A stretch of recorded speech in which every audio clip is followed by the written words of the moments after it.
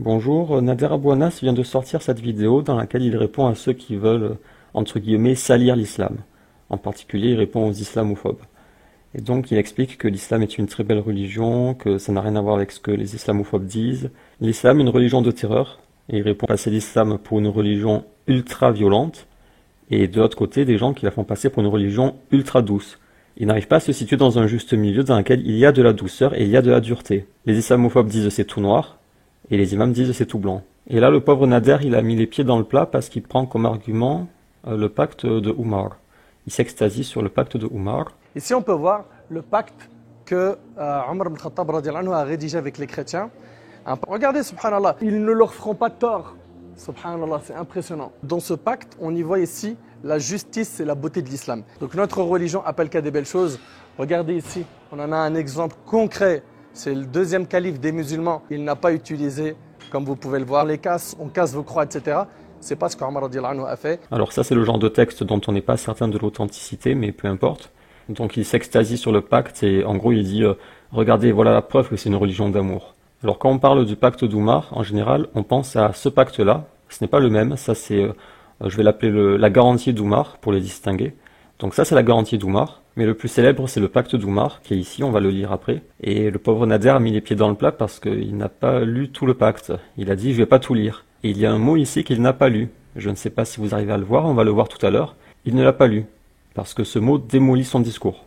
Donc il ne pouvait pas le lire. Donc il lit le début du pacte, c'est donc un pacte avec des chrétiens, c'est Oumar qui leur offre la protection de leurs personnes et de leurs biens, de leurs églises et de leurs croix. Il promet la sécurité à leurs malades, à leurs bien portants, ainsi qu'à l'ensemble de leur communauté. Il assure également que leurs bâtiments religieux ne seront point occupés ni détruits, ni leurs croix, ni leurs biens ne seront confisqués, et qu'ils ne seront jamais contraints d'abandonner leur religion et de subir de vexations. Mais il ne lit pas la suite, il l'affiche après, mais il ne le lit pas, et le mot qui dérange, donc, il est ici.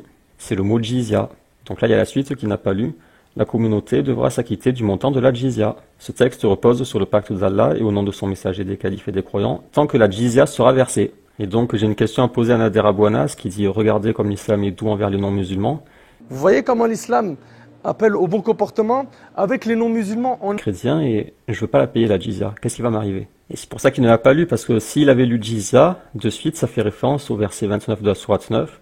Combattez ceux qui ne croient pas en Allah ni au jour dernier, et qui ne rendent pas illicite ce qu'Allah et son prophète ont rendu illicite, et qui ne reconnaissent pas la religion de la vérité, parmi les gens du livre, jusqu'à ce qu'ils versent la jizya, tout en étant humiliés. Donc si Nader avait lu la suite, jizya, on aurait pensé à ce verset, et là il y a le combat contre les gens du livre, jusqu'à ce qu'ils versent la jizya en étant humiliés. Donc la suite du pacte démolit son discours, parce qu'il y a la jizya qui est mentionnée, et s'il y a eu jizya, ça veut dire qu'il y a eu conquête.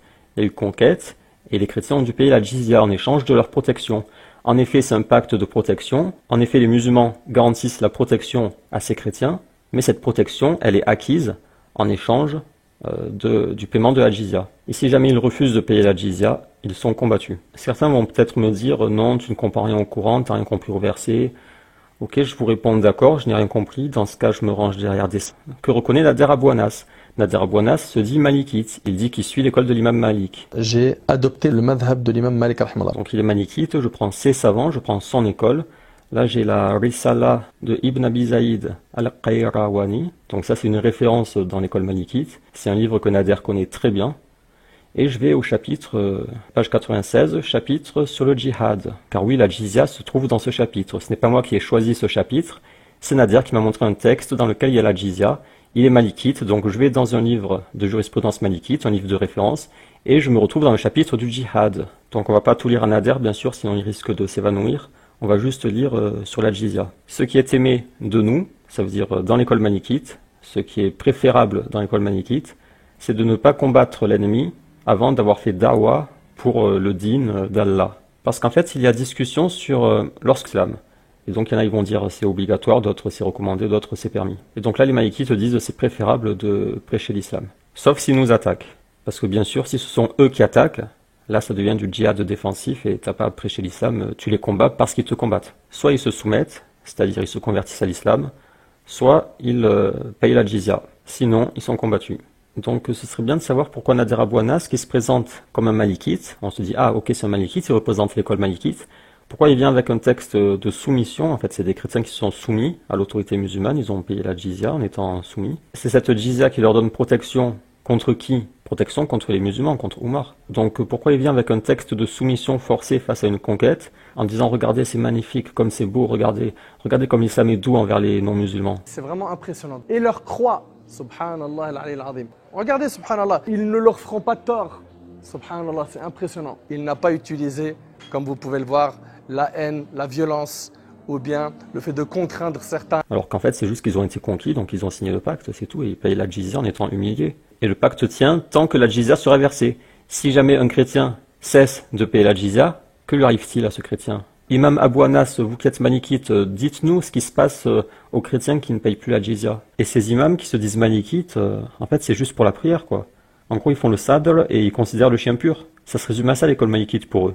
Je prie les bras relâchés et le chien est pur. Et voilà, je suis malikite. Et tout ce qui dérange dans l'école, tout ce qui me plaît pas, tout ce qui ne plaît pas à mon nafs, ça je le rejette. Je suis malikite à mi-temps. Quand ça m'arrange, je suis malikite. Quand ça m'arrange plus, je suis réformiste ou je sais pas quoi. Ces gens ne sont pas plus malikites que je ne suis moine bouddhiste, comme dirait l'autre. Ils prennent dans l'école juste la façon de faire la prière et le chien est pur, ok. Tu peux caresser le chien, il te bave dessus, ça va, tu perds pas tes ablutions. Ça se résume à ça pour eux. Et quand ils lisent des livres de jurisprudence malikite, quand il y a le chapitre sur le djihad, ils sautent, ils se mettent les mains devant les yeux. Quand il y a le chapitre sur les esclaves, sur les houdoud, ils se mettent les mains devant les yeux. Et ils se disent malikites pour récupérer le prestige de l'école. Voilà, je suis malikite, je suis pas rien, c'est prestigieux, je suis malikite. Je suis le madhab de l'imam Malik. J'ai adopté le madhab de l'imam Malik rahimahullah. J'ai adhéré à l'école juridique de l'imam Malik rahimahullah ta'ala. Mais ça c'est de la comédie. Il va juste faire sa prière avec la baffe du chien sur la main, c'est tout. Il prend juste chapitre ablution, prière, zakat, pèlerinage, mariage, héritage, et hop, fini. Tout le reste, poubelle. Ça n'existe pas. Et quand il lit le pacte, ses yeux ils s'arrêtent là, il voit pas la suite, c'est tout flou. Jizya, il voit pas. Et ils ne leur feront pas tort. Subhanallah, c'est impressionnant.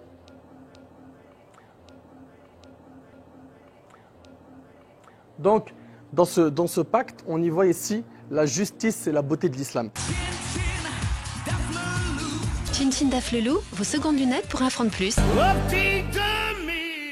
Maintenant, on va regarder le pacte d'Oumar, donc celui qui est plus célèbre. C'est un pacte que Nader n'aurait jamais pu lire. Impossible, sa bouche ne peut pas prononcer les paroles de ce pacte. Le début de ce pacte, il peut le lire, c'est pour ça qu'il a lu le début, il n'a pas lu la suite. Mais celui-ci, impossible pour Nader de le lire. C'est strictement impossible, il peut pas. Sa bouche n'arrive pas à prononcer les mots du pacte. Vous allez voir pourquoi. Donc c'est des chrétiens qui se soumettent aux musulmans. Nous ne construirons plus dans nos villes et dans leurs environs ni couvents ni églises. Nous ne réparerons point, ni de jour ni de nuit, ceux de ces édifices qui tomberaient en ruine ou qui seraient situés dans les quartiers musulmans. Donc ils sont chez eux, il y a des musulmans qui arrivent et ils leur disent « Ok, on construit plus rien. Si jamais nos églises se détériorent, on les répare pas. Nous donnerons l'hospitalité à tous les musulmans qui passeront chez nous et les hébergerons durant 3 jours.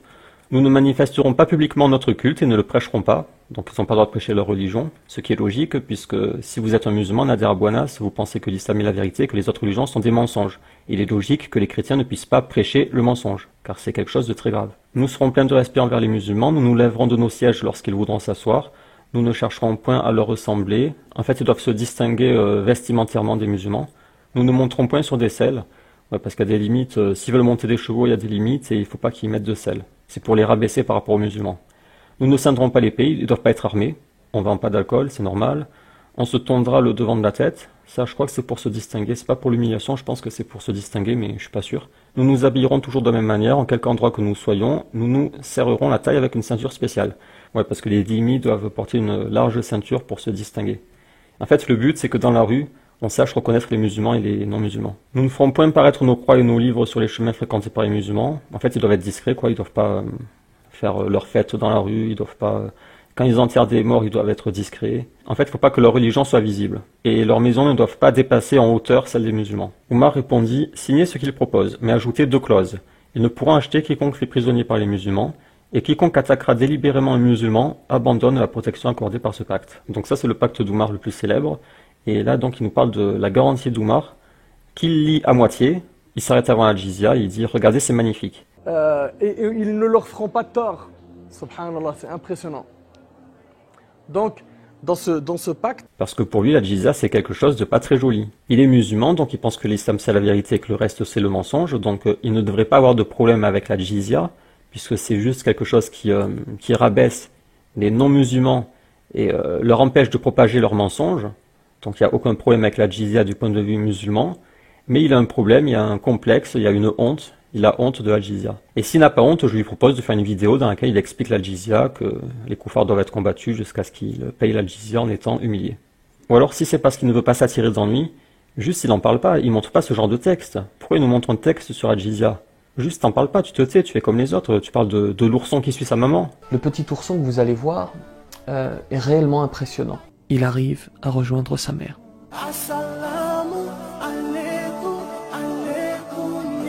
Pourquoi tu nous sors ce genre de texte, en déformant la réalité? Et ensuite il cite des hadiths pour montrer que l'islam c'est la douceur. Donc je les ai notés, le premier qui cite c'est quelqu'un qui demande au prophète qui a le plus droit au bon traitement. Le prophète répond, c'est ta mère, puis ta mère, puis ta mère, puis ton père. D'ailleurs, on connaît tous la parole du prophète quand il a dit ta mère, ta mère, ta mère. Rapporté par Abi Zur'a, d'après Abu Huraira. Donc en effet, en islam, la mère est respectée et les enfants doivent bien se comporter avec elle, ce qui est normal.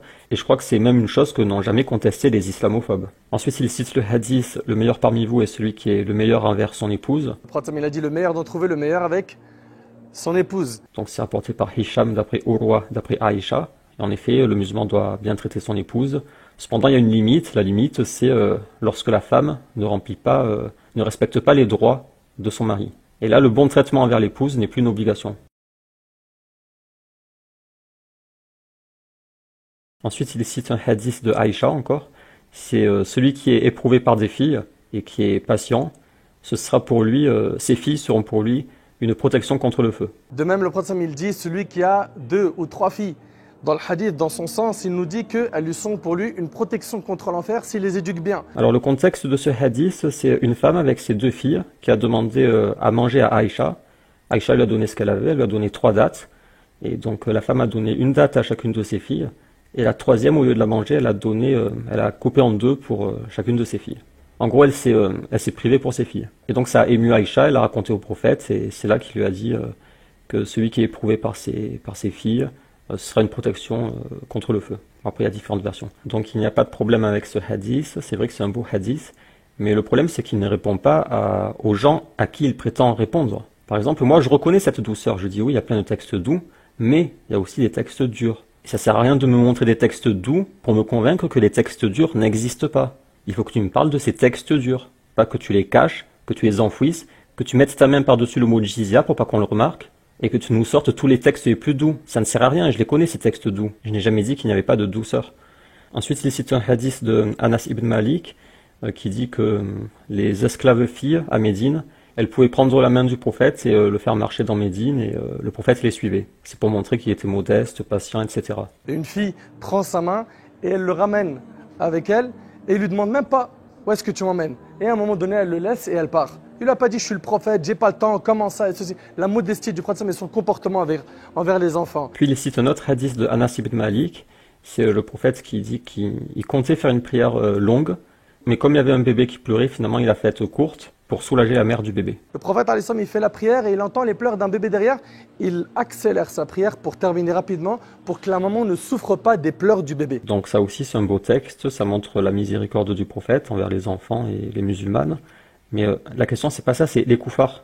Que se passe-t-il avec les koufars? Avec les non-musulmans, on n'en parle même pas. Les exemples sont très très très nombreux. D'accord, mais pourquoi il y a ce genre de texte à côté de ton visage là? Pourquoi ces histoires de jizya, c'est quoi? Des chrétiens qui se soumettent aux musulmans et qui payent une jizya en échange de la protection pour leur vie. Donc là, pour les 5 hadiths qu'il a cités, je ne les nie pas, je dis qu'ils sont très jolis, mais je vais contraster, parce qu'ils sont toujours dans la création d'un islam aseptisé, donc je vais contraster ces hadiths par d'autres hadiths rapportés par les mêmes compagnons. Donc dans l'ordre, ce sera Abu Huraira, Aïcha, Anas ibn Malik et encore Anas ibn Malik. Je vais faire une battle de hadiths avec Nader pour contraster avec son image toute lisse qu'il veut créer. La parole du prophète quand il a dit ta mère, ta mère, ta mère. Le prophète a aussi dit, lorsque vous croisez les gens du livre, ne les saluez pas en premier et contraignez-les au passage étroit de la route. Le prophète il a dit le meilleur d'entre vous, le meilleur avec son épouse. Le prophète a dit que celui qui fait zina après le mariage, il doit être lapidé. Le prophète il dit celui qui a 2 ou 3 filles. Après la bataille de la tranchée, il y a Jibril qui est apparu au prophète Et il lui a dit que la guerre n'était pas terminée, qu'il devait aller combattre les Bani Quraïza. Il nous dit qu'elles lui sont pour lui une protection contre l'enfer s'il les éduque bien. Et donc il allait les combattre, qu'à la fin ils ont tué les hommes, ils ont gardé les femmes et les enfants comme esclaves. Et une fille prend sa main et elle le ramène avec elle et il lui demande même pas où est-ce que tu m'emmènes. Et à un moment donné, elle le laisse et elle part. Le prophète a dit, combattez les mouchriquines avec vos biens, vos personnes et votre langue. Le prophète, il fait la prière et il entend les pleurs d'un bébé derrière. Il accélère sa prière pour terminer rapidement, pour que la maman ne souffre pas des pleurs du bébé. Un homme avait bu de l'alcool et le prophète l'a frappé avec des feuilles de palmier et des sandales. Dans une version, il a dit qu'ils lui ont donné 40 coups. Donc voilà, j'ai cité 5 textes rapportés par les mêmes compagnons que lui pour relativiser ce qu'il dit. Et un peu plus loin, il parle enfin des non-musulmans. Il dit, regardez comme le prophète est doux envers les non-musulmans. Vous voyez comment l'islam appelle au bon comportement. Avec les non-musulmans, on n'en parle même pas. Les exemples sont très nombreux. Donc ça, bien sûr que c'est aussi à relativiser. Quand tu es là planté à côté d'un texte où des chrétiens se sont fait envahir et qu'ils ont dû se soumettre en payant une jizya pour sauver leur vie, et que tu dis, regardez comment l'islam est doux envers les non-musulmans, c'est un peu gênant. Le prophète, il avait un enfant qui était juif, qui est tombé malade. Il est parti lui rendre visite quand il est tombé malade pour prendre de ses nouvelles. Donc il raconte l'histoire du juif qui est tombé malade et le prophète s'allait prendre de ses nouvelles. Alors dans la vidéo il le précise pas, mais là il a apporté la précision, c'est que le juif était un serviteur du prophète. Donc c'est un hadith rapporté par Hamad ibn Zaïd, d'après Thabit ibn Aslam, d'après Anas ibn Malik. Et en effet, le prophète est allé voir son serviteur juif lorsqu'il est tombé malade, mais pas pour prendre de ses nouvelles, pour le convertir à l'islam. Parce qu'il risquait de mourir, alors le prophète est allé le voir, non pas pour lui dire comment vas-tu, comment te sens-tu, mais il lui a dit « Aslim », soumets-toi, ça veut dire convertis-toi à l'islam. Et le père du juif lui a dit d'obéir au prophète, alors le juif s'est converti. Et le prophète était content parce qu'il était sauvé du feu. Pour prendre de ses nouvelles. C'est pas pour prendre de ses nouvelles, c'est pour le sauver du feu. Comme pour le pacte d'Oumar, s'ils rabaissent les chrétiens qui ne peuvent pas prêcher leur religion, c'est pour protéger les gens du feu. Parce qu'ils ont une religion qui amène au feu, donc il faut protéger les gens de ça, et donc il faut les diminuer et les empêcher de construire des églises et de prêcher leur religion. Donc voilà, en conclusion, déjà, il aurait pu faire des efforts, il aurait pu citer le hadith du convoi funèbre, n'est-ce pas une âme? Ah oui, attendez, j'ai oublié un hadith, c'est la prostituée. Une femme prostituée est rentrée au paradis, pourquoi? Pour avoir donné à boire à qui? Un petit ourson? À un chien.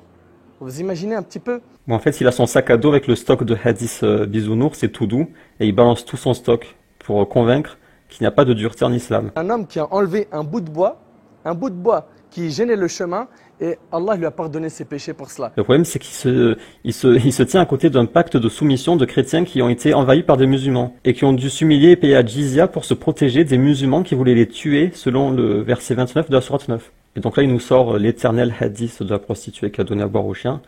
Alors c'est rapporté par Abu Huraira et cette femme, c'est une juive des Bani Israël. Donc un hadith où une juive des Bani Israël va au paradis pour avoir donné à boire à un chien, et c'est rapporté par Abu Huraira. Normalement, dans ta tête, ça fait clic, et tu te dis, ah tiens, ce n'est probablement pas un hadith du prophète. Mais bon, peu importe, tu peux garder le hadith, mais il faut l'expliciter, parce qu'il y a des gens qui croient que tu peux aller au paradis comme ça. Et comme l'avait expliqué Ibn Taymiyyah, il me semble, il avait dit que cette juive s'est repentie. Forcément, si elle est allée au paradis, c'est qu'elle a cessé la prostitution et elle s'est repentie. Et il faut préciser ce genre de choses parce qu'il y a des gens qui prennent ce hadith n'importe comment, ils s'en servent pour dire c'est bon, je peux faire tout ce que je veux, du moment que voilà, je donne à boire un chien au passage, c'est bon, je peux aller au paradis. Il y en a même qui prennent ce hadith comme argument pour ne pas faire la prière. Ou une femme qui est non-croyante, non-musulmane, une prostituée, cette femme-là finit au paradis parce qu'elle nourrit, je sais plus, c'était un chien. Un chat ou un chien, c'est ça. Même quand Bajrafil le raconte, on a l'impression qu'elle ne fait pas la prière. Une des premières personnes qui rentreront au paradis, ou une des personnes qui rentreront au paradis, c'est une péripatéticienne. Une femme qui vendait, qui faisait le commerce de son corps. Vous savez ce qu'elle a fait? Le prophète de l'islam nous dit, elle a trouvé un chien qui mourait de soif, elle l'a abreuvé, et ce chien a été la raison pour laquelle elle est entrée au paradis.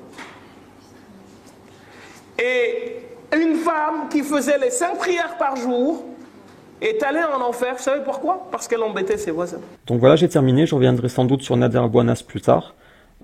Et donc j'ai fait ce que je fais d'habitude, c'est-à-dire que je rétablis l'équilibre sur la balance. Des imams exagèrent du côté de la douceur. Pour rétablir l'équilibre de la balance, je cite des textes durs. Et j'explique certaines choses, comme la jizya ici, qu'ils cachent. Et parfois je croise des islamophobes qui exagèrent dans le sens de la dureté, alors je montre qu'ils ont exagéré. Comme lorsqu'ils avaient dit le prophète a frappé Aïcha, J'ai expliqué que non, Aïcha rapportait aussi que le prophète n'a jamais frappé de femme, sauf dans le djihad. Mais bon, c'est rare que je réponde aux islamophobes parce que je veux pas attirer les non-musulmans sur ma chaîne. Parce que beaucoup me disent, fais des vidéos sur Majid Okasha. Réponds à Majid Okasha. Bon, déjà, y a rien à répondre, c'est juste un clown, le mec. Mais si je lui réponds, ça va servir à quoi? La quasi-totalité des gens qui le suivent, ce sont des islamophobes. Et ce sont des gens malhonnêtes et de mauvaise foi. Y a pas à les convaincre. Si je réponds à Okasha, déjà, je me prends la honte parce que je me serais rabaissé à son niveau de maternelle. Mais le problème, c'est que ça va attirer plein d'islamophobes sur ma chaîne et c'est pas le but. Ils vont se servir de mes vidéos pour attaquer l'islam, puisque moi je parle de ces choses que les imams cachent. Donc voilà, rendez-vous pour la prochaine vidéo, ce sera une petite vidéo sur Ayman TR.